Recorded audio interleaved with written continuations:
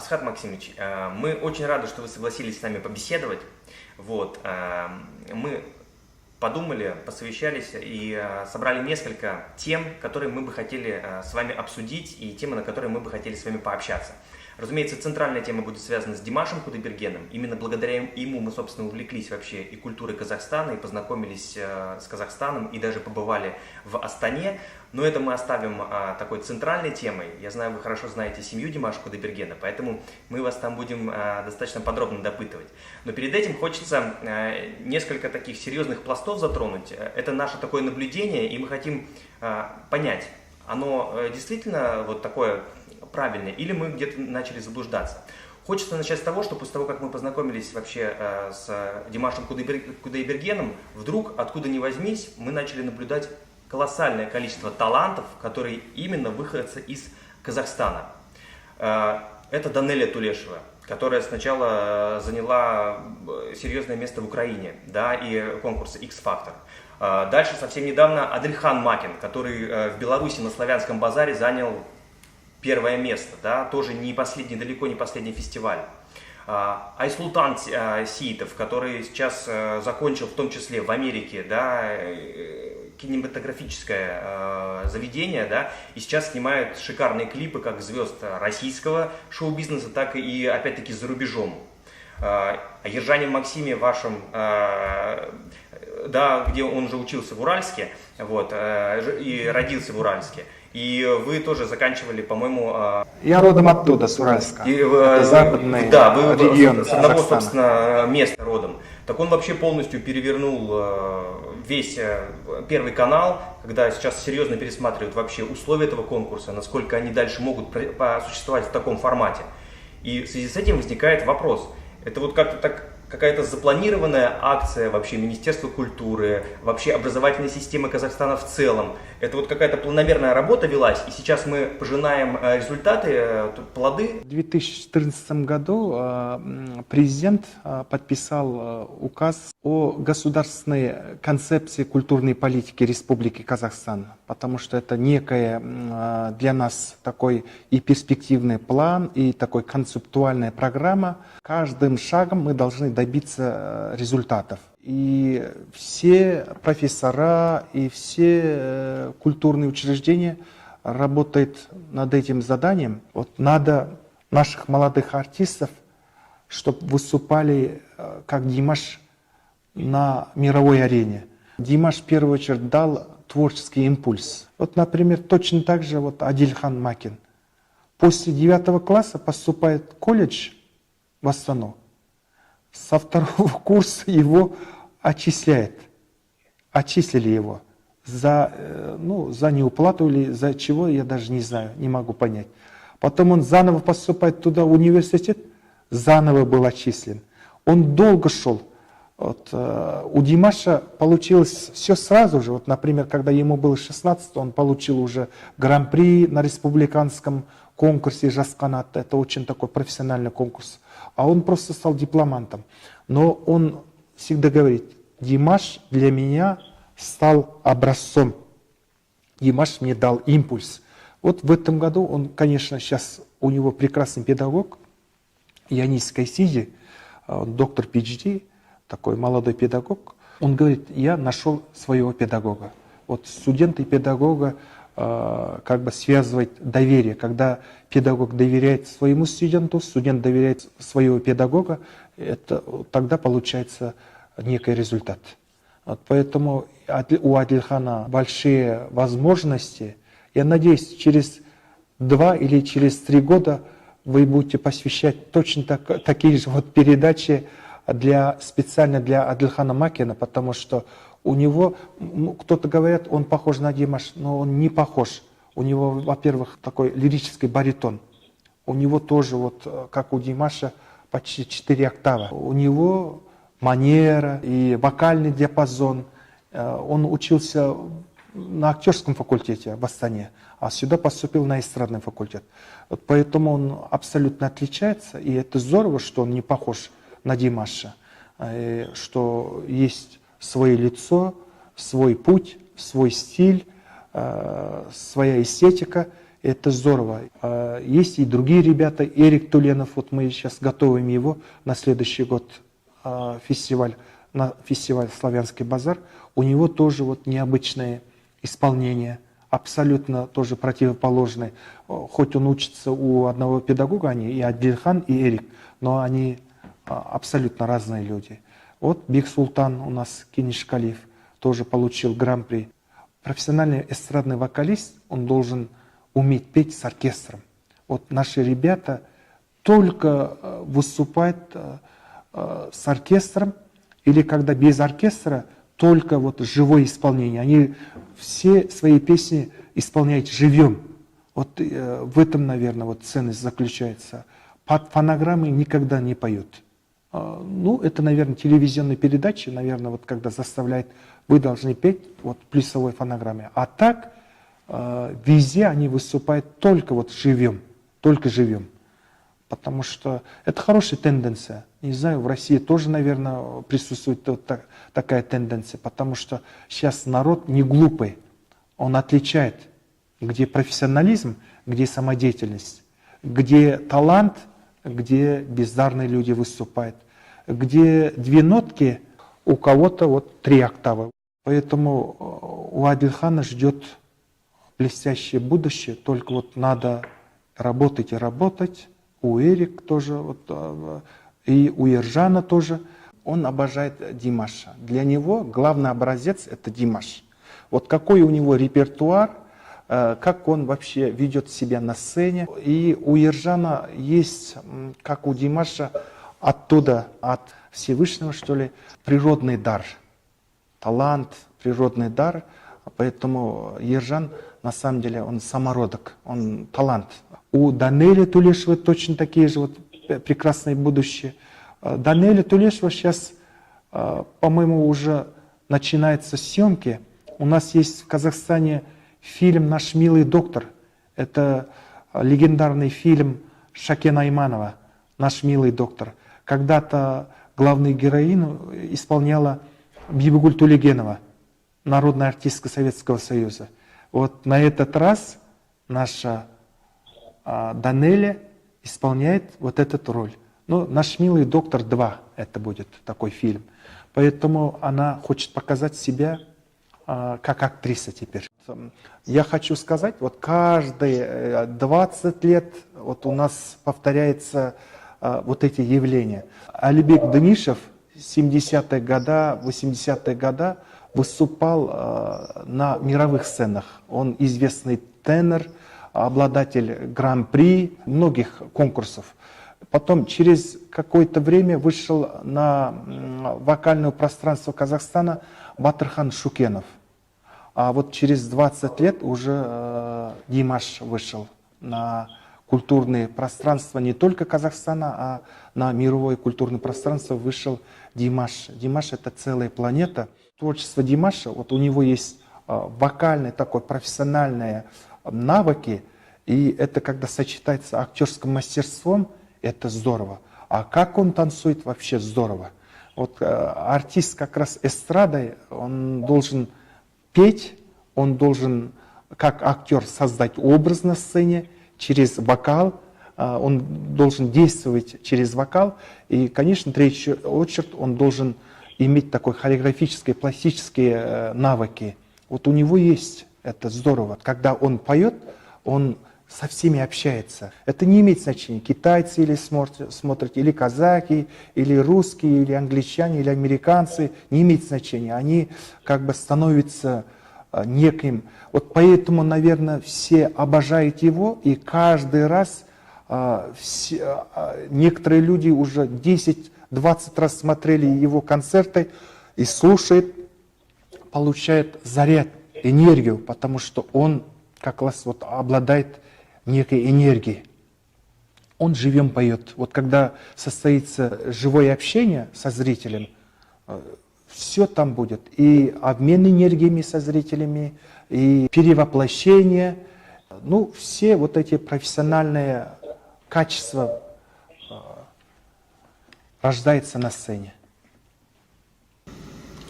Асхат Максимович, вот мы затронули тему образования. Я хотел спросить, вот у вас относительно молодая академия, а так много чемпионов. В чем секрет? Ну, наверное, самые талантливые, вот эти вот рафинированные молодые люди, наверное, поступают к нам, и люди, которые здесь преподают, они с удовольствием занимаются. А наша задача, руководителей, педагогов, раскрыть новых имен, найти что-то необычное у них, заложенное. Если это не заложено, мы должны их учить. Я думаю, еще будет юные молодые исполнители, как Димаш, как Ержан, как Данелия в будущем. Асхат Максимович, а вот вы как человек, который очень сильно связан с искусством, с театральной деятельностью, наверняка сейчас меня поймете. Очень часто артист, который выходит на сцене, вообще публичный человек, с открытой душой, с большим сердцем, очень эмоционально общается с аудиторией. А вот как раз, когда он приходит домой, очень часто он, наоборот, абстрагируется, пытается вот закрыться в своем внутреннем мире. Почему? Потому что, это вот своеобразный отдых. Вот Димаш дома, он такой же весельчак, такой же активный, и он готов также заражать и эмоционировать вот в кругу семьи. Как раз дом, семья, для него вот как раз пространство, где он набирает силу, он где вот заряжается с энергией. Я думаю, это как раз в доме чувствуется. У них прекрасная атмосфера. Вот поэтому я никогда не видел, он очень с юмором, у него такой иногда жесткий юмор, очень такой юморной он, юморист. Вот поэтому у него есть еще другой дар, он пародист, он пародирует всех, и маму, и папу, и меня, и других людей. Он своих вот и старшее поколение, иногда мы говорим, давай пародируй того. И когда, конечно, у него поднятое настроение, оказывается, иногда мне Канат рассказывал, Асхат говорит, иногда, Света тоже сказал, пародирует и тебя все. Это чуткое внимание. Вот как раз вот это главное зерно для артиста – внимание. Он должен быть очень внимательным. Я хочу сказать, вот в 1991 году, когда мы учились в пединституте Уральской и Актюбинский пединститут, у нас состоялась встреча некая. Как раз этот институт Актюбинский отмечал 25-летие, юбилей такой некой. И творческая молодежь Уральска и город Актубе, мы встретились. Там был такой парень, ему тогда 20 не был.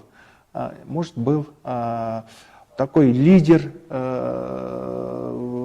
харизматичный, его зовут Канат Айтпаев. И мы прямо подружились, потому что он сам сочиняет песню, как поэт-импровизатор, по ходу сочиняет стихи, он отлично поет, и, конечно, мы как бы духовно, у нас и мысли, и вот какие-то вот цели, задачи, наверное, и жизни, приоритеты вот сходились, и поэтому мы стали друзьями.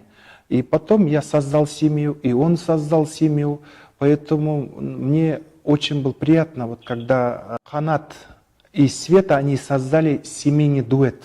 На самом деле вот они выступали во всех республиканских концертах, потому что Света, она профессиональная вокалистка, сопрано, уже многие годы непрерывно работает в Актюбинском областном филармонии. Она заслуженный деятель Республики Казахстан, плюс она еще является депутатом областного маслихата Актубе, и поэтому она, очень деятельные люди. И Канат Айтпаев точно такой же человек, он любит культуру, он любит искусство, и он работал многие годы директором филармонии, затем стал начальником управления культурой, а потом, когда уже Димаш стал выступать уже на мировой арене, конечно, это был правильный шаг, он написал заявление, и он конкретно решил, что он должен заняться сыном, как отец, как продюсер, который ну, понимает толк в культуре, искусстве, ну, он тонко разбирается, потому что они были в шоу-бизнесе казахстанском, как дуэт. Поэтому мне очень приятно. Мы часто общаемся, ну, месяц, наверное, 3 раза собираемся семьями и общаемся, потому что нас связывают вот эти семейные ценности. Вот 2 года тому назад, когда мы праздновали золотую свадьбу Кудайберген ага и Миу апа, это дедушка и бабушка Димаша, мы прям в Ахтубе такой большой праздник устраивали, Канат и Света, и собирались его одногруппники, друзья, и там был министр культуры и аким области. Ну, мы все как бы поздравляли. Это был такой творческий вечер был. На самом деле мы отмечали золотую свадьбу, но это был творческий вечер, потому что пел Канат, значит, выступала Света сама, выступал Раушан, выступал Мансур, он отлично, виртуозно играет на дамбре. И вот этот примесь поколений, особенно вот этот национальный такой, вот духовные семейные ценности, у них строго соблюдается. Наверное, в этом заключается ценность семьи Айтбаевых.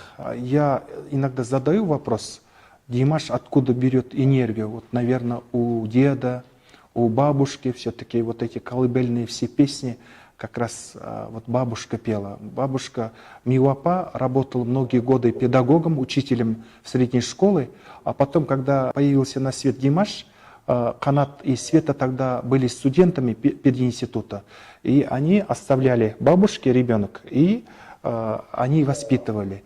Дед как бы рассказывал все вот эти народные притчи, сказки, все прочее.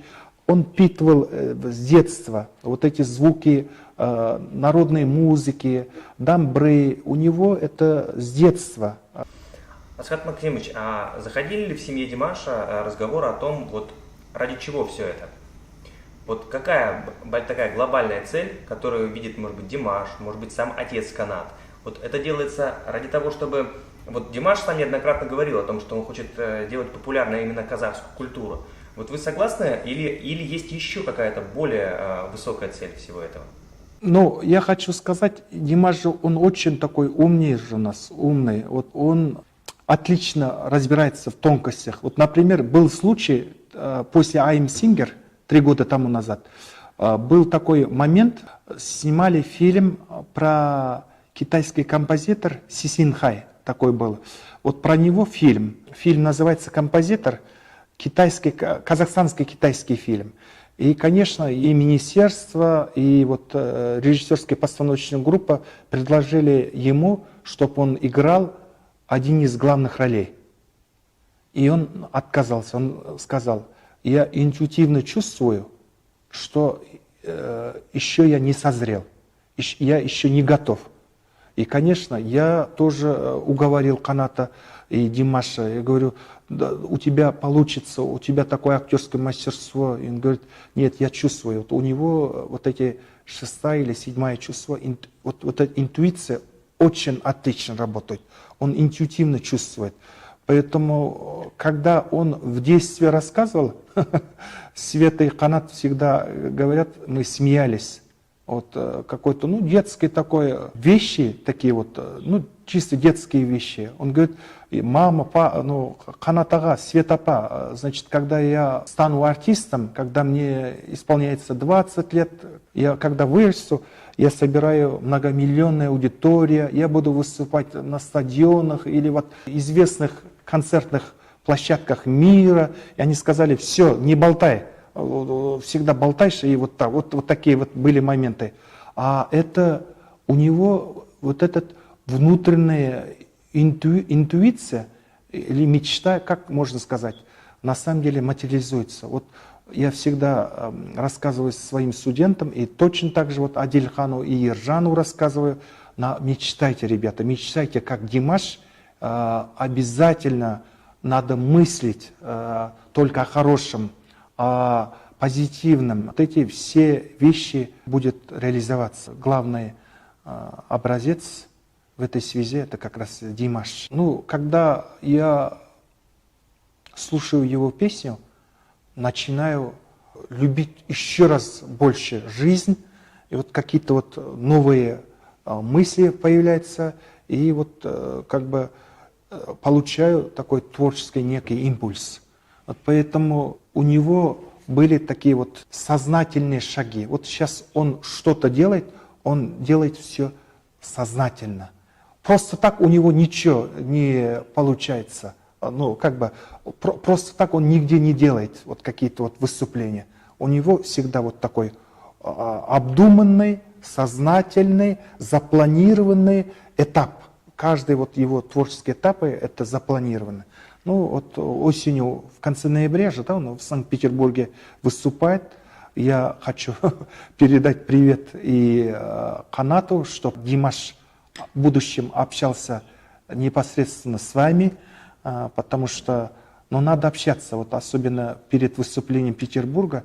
В Петербурге он должен обязательно общаться с вами, ребят. Я думаю, у него с вами состоится хороший интеллектуальный диалог, но я попробую передать, чтобы он нашел время, потому что на самом деле вот и день, и ночь он в студиях работает. Я же наблюдал, вот когда был директором, когда в Казах-концерте, как он трудолюбивый. У него вот такого нету. Вот. А сейчас я делаю, вот взял микрофон, такого нету. Он конкретно вот готовит каждый свой номер, как некая постановка, как такой спектакль, как мини-постановка. Поэтому вот такого нету. Он всегда говорит, я не готов петь этот номер, это еще не созрел, я еще не созрел, будет время. Вот. Есть такая народная, ну, песня известного нашего народного композитора Мухита, песня называется «Айнамкөз». Он говорит, Асхатага, Айнамкөз станет как «Ой by myself». Поэтому вот эти его неординарность и, наверное, удивляет. Это невозможно. В эстраде, особенно вот это считается как бы легкой жанр, это надо создать шоу, быстро-быстро, свет там мигает или что-то. Да, присутствует, это один из функций шоу-концертов, но тем не менее, он когда поет, он умеет мыслить на сцене. Вот эти мысли непрерывные, это что-то, потому что он через зрителя, через сердце своих слушателей передает, наверное, вот что-то истинное, что-то невероятное туда, наверное. Поэтому для меня Димаш очень такой мыслящий, художественно мыслящий артист. Он очень интеллектуальный. Вот тот раз Дана Нуржигет рассказывал, я послушал на самом деле. Он очень вырос в интеллектуальном плане. Вот для этого что требуется? Во-первых, воспитание, образование. Вот, тот раз мы общались, и он говорит, вот как раз у меня в этом кабинете, за этим столом, и Канат был, и он был.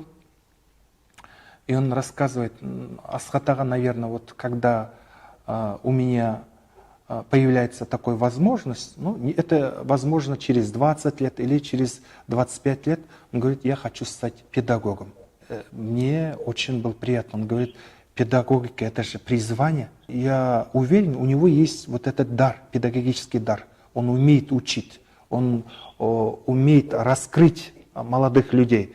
Вот поэтому я уверен, вот если через 20 или через 10 лет у нас в Казахстане, или не имеет значения, в Москве или в Лондоне будет некая такая вокальная академия или академия искусств Димаша Кудайбергенова, я уверен, он как раз сам будет работать со своими воспитанниками, потому что сейчас он в этом году заканчивает магистратуру, а следующий этап у нас докторантура, и он собирается учиться в докторантуре. Он закончил бакалавриат, у него идет беспрерывное образование. Колледж, школа, потом колледж 4 года, потом 4 года бакалавриат в университете, 2 года, вот сейчас 2-й год у него в магистратуре. Он учится вот по композиции. в магистратуре, как композитор учится. Поэтому я уверен, что он поступит и на докторантуру. В тот раз Света мне рассказывает, как доктор, у него, оказывается, есть уже тема, он это написал свой блокнот, еще будущий студент колледжа. Он поступит в бакалавриат, а потом, когда он поступает на магистратуру, когда пишет магистерскую диссертацию, по такой-то теме он будет писать уже свою диссертацию. Это здорово, это, не знаю, такой, на самом деле, одаренность. И когда человек четко знает, куда идти, как идти, и какое у него будет действие, это здорово, это профессионал. А профессионал что-то, это хочу, мотивы, навыки, умею, знаю, это образование. Вот эти, иногда у некоторых артистов даже, известных артистов, одно звено отсутствует. Умеет, но не знает, как это сделать. Хочет, но иногда знаний не хватает. А он и умеет, и знает, и хочет. Вот эти три единства как раз у него присутствует. Это профессионал, уже профессионализм. Асхат Максимович, вот вы верно заметили, что Димаш действительно настоящая боевая актерская единица. На него приятно смотреть, и не нужны ни декорации, ни свет. Он способен на себе сконцентрировать все внимание. И вот в связи с этим такой вопрос. Шекспир как-то сказал, что мир – это театр, а люди в нем актеры. Вот вы как режиссер, как считаете, вот какова роль Димаша вот в мире на сегодня? Он показатель для меня, он образец, как любить, как человек должен любить всю человечество, всю планету. Он для меня личность планетарного масштаба. Потому что иногда людей раздражает негатив в сетях, вообще информационном пространстве. Самая страшная война – информационная война.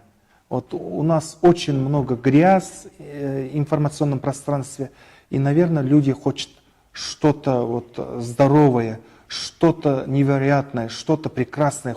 Как раз у Димаша функция дарить людям счастье, чистую такую здоровую энергию. В этом, наверное, заключается. Потом я не скажу, он именно казахский певец. Да, он родом отсюда, из Казахстана, но он именно певец, вокалист, артист нашей планеты. Он мирового масштаба личность. Поэтому если у него австралиец, или англичанин, или американцы, или китайцы, люди из России найдет что-то свое, это для нас прекрасно. Это же невозможно 24 часа в сутки быть казахом или русским. Надо быть человеком.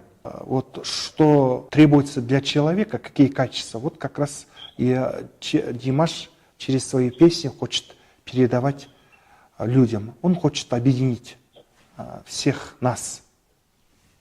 А Асхат Максимович, вы верно заметили, что Димаш действительно личность планетарного масштаба. Что самое интересное, что у нас, в 1703 году Петр I заложил Санкт-Петербург, основал империю и прорубил так называемое окно в Европу. Мы долгое время смотрели в окно Европы, и вдруг, я не знаю, во всяком случае у нас с Иваном, и да не только у нас, у всего человечества, мир как будто плавно начинает поворачиваться в сторону Востока. Почему? Потому что и американцы смотрят, и европейцы смотрят Димаша, и в том числе и Данелию Тулешеву, о которых мы с вами сегодня говорили. И у вас не создается такое впечатление, что сейчас немножечко меняются позиции местами?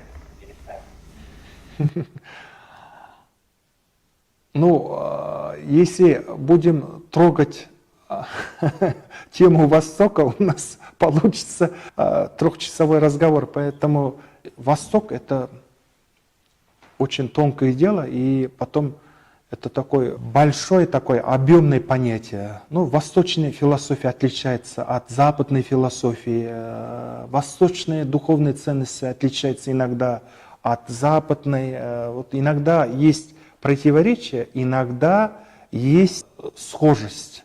Вот как раз и миссия Димаша, он хочет объединить Восток и Запад. Это для нас очень интересная тема. Мы с Даной очень плотно подошли, очень близко к теме миссии. Мы тоже считаем, что должен был появиться на планете человек, который и как раз должен объединить всех людей и снести границы между странами. И мне кажется, что это отличный шанс сейчас для человечества вновь объединиться. Но в этот раз я думаю, что смысла нет строить Вавилонскую башню. Я просто до сих пор, я пишу вот сейчас про Димаш, такую некую аналитическую статью о феномене, я хочу научно обоснованно хочу писать. Меня удивляет, вот его обожает и Восток, и китайцы, и Япония, и Корея, и Центральная Азия, и Ближний Восток, и обожает европейская часть. Вот в чем вот эта феноменальность Димаша? Я даже иногда просто понимаю, как профессионал, но иногда это для меня огромная загадка. Огромная загадка. Вот в чем заключается и обожает и Запад, и Восток. Это, наверное, он наш Димаш, наверное, золотой мост, который объединяет Запад и Восток. Наверное, и миссия в этом заключается, потому что у него много планов в будущем. Вот когда вышел на мировое пространство когда-то Майкл Джексон, для восточных людей были негативные моменты, как бы на сцене показывали. А здесь вот Димаш, когда выступает, что интересно, и американцы принимают, и Европа, и Россия, и здесь вот Китай, Япония, все воспринимают как личность, как свой человек. Поэтому особенность, конечно, я не буду сравнить, у каждого артиста свой путь, свое «я» и свой мир, потому что каждый артист начинается с личного чувственного мира. Вот поэтому у него вот этот, как он артист, как художник, имеет колоссальную такую свой мир, даже планету свою некую. А там вот оригинальность его планетой, вот как раз он объединяет, он хочет объединить весь мир. Это не пустые слова.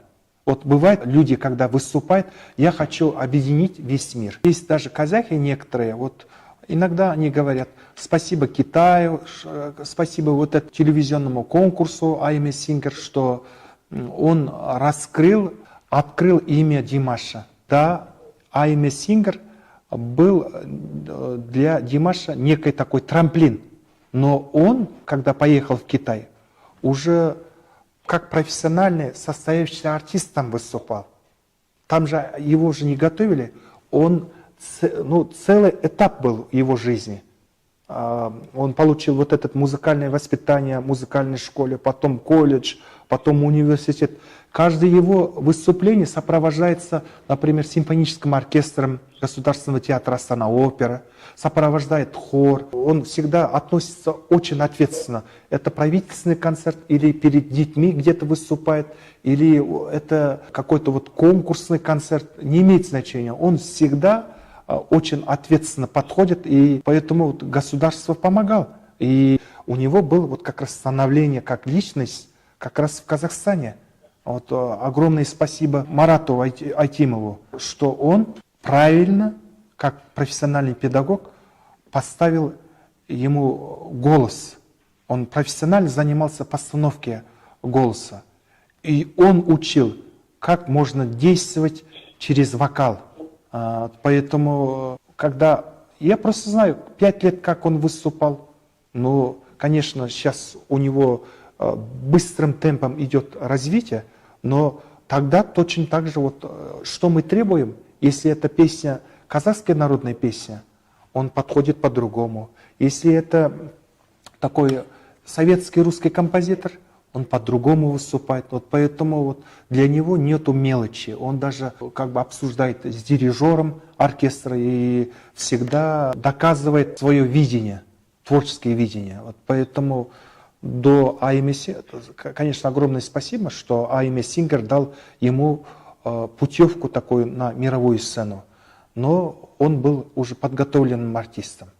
Асхат Максимович, скажите, вот в Китае есть классы, где учат песни Димаша, вот, музыкально. Да. Уже где-то в Казахстане применяется ли? Вот, у нас есть версия какая, что вот на Димаша можно учиться. Можно любую партию, любой раздел. Мы не музыканты, но вот просто мне кажется, что можно учиться. Применяется ли где-то в Казахстане уже такая практика? Нет, в школах не, пока, наверное, требуется некое время. Димаш, для каждой семьи Казахстана Димаш свой человек. И поэтому в каждой семье есть ребенок, который хочет быть Димашем, начинает петь его песню. Это, ну, не знаю, я думаю, это прекрасная тенденция, это хорошая тенденция, что присутствует вот так. Потому что, ну, я просто наблюдал, был в одном ауле, деревне, и там 5-летний мальчик прямо без конца кричит, вот что-то хочет петь, говорит, только с Димашем. Димаш наверняка про них не знает. Но он в сердцах вот этих детей, его образ Димаша, это самое главное. Все дети Казахстана его любят всем существом прямо. Ну, это невозможно. Я был много раз свидетелем. Асхат Максимович, есть у меня такой еще вопрос. Дана Нуржигит, она стала сенатором вот, недавно. Ну, как раз после того, как с нами пообщался. Ребята, я хочу сказать, вот тот раз, Иван, я тебе рассказывал, на самом деле, я говорю, ваша передача что-то, волшебная передача или вот сакральная передача. Как общалась с вами Дана Нуржигит, стал сенатором, депутатом Сената парламента Республики Казахстан. Она очень известна у нас журналист, телеведущая, ну, очень такой известный человек, тоже мыслящий человек. Вот поэтому очень приятно стало. Ну, я надеюсь, что-то изменится после нашей беседы и в моем творчестве или в моем жизни что-то, я не удивлен. Вот как ректор я сейчас общаюсь со всеми ректорами России, в Беларусь, и Китай, и Европа, со всеми. Ну, мы должны развивать вот этот актерскую, творческую, вот эти братскую дружбу мы должны развивать и развивать, потому что без общения это невозможно. Через общение, через познание мы дополняем друг друга.